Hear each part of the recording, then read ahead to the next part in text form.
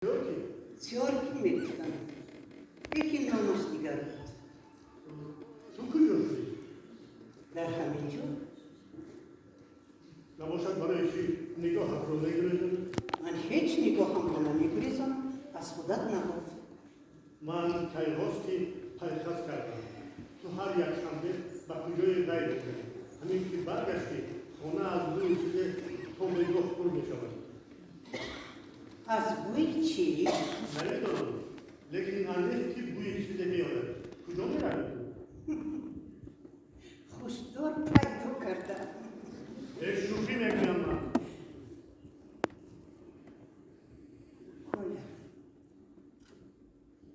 من تمام حیاتم رو به تو بخشیدم.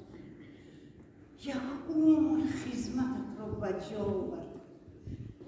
تو سوزن بودی و من چون بیشتر از پای تو میرفتم. چیزی رو که تصدیق میکردی تصدیق میکردم. اون چی رو که رد میکردی رد میکردم. تو همیشه حق بودی.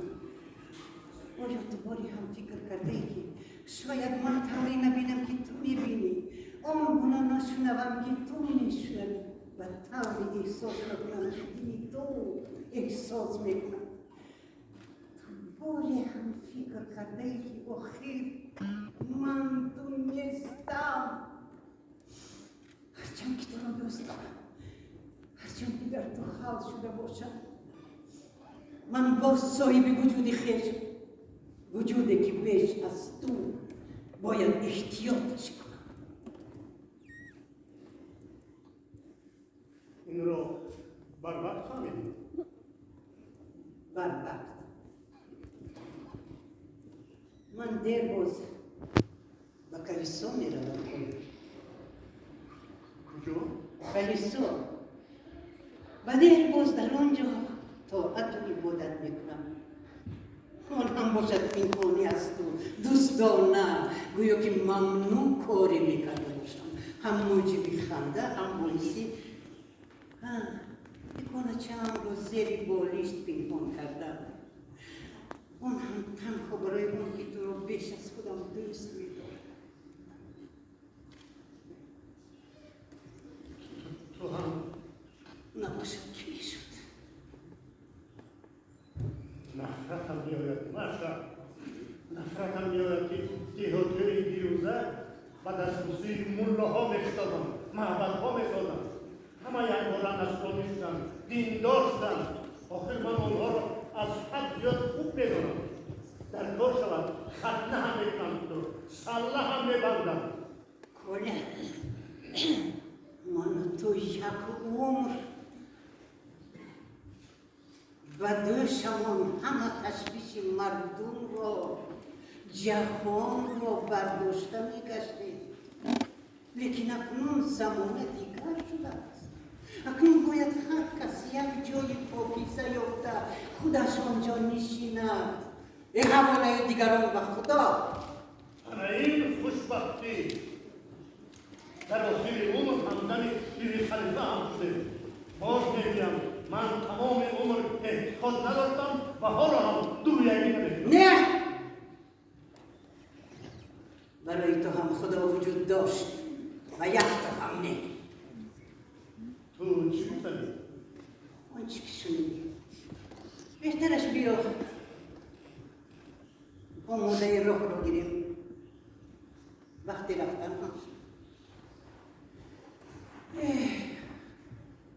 میدونی کنم من امروز در کلیسا چی فکر کردم من تو یک عمر انا با همین دستان بی‌نازا گشنه و تشنه با عذاب و مشقت در گرما و سرما نهایت آن را ساخته اکنون گویا فرصتی رسید که باید در آن بود یا قربان کنیم و فرزندانمون میراث گذاریم ولی بنابرای معلوم شد که همه این خواب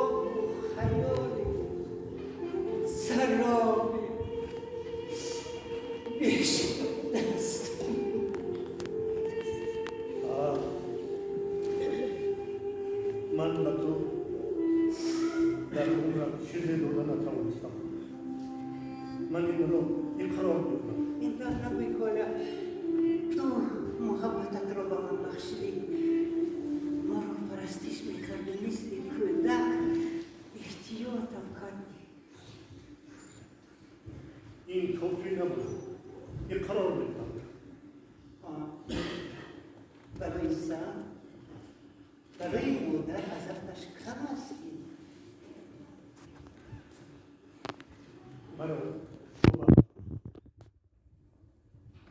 کوله عزیزم خیز. کوله میدونی بهترش بیا چیز چارمون رو جمع میکنیم و قبرستان جا میرویم، افتابوس هم نمیاید، جوی پایمون رو میگیریم، عادت میکنیم.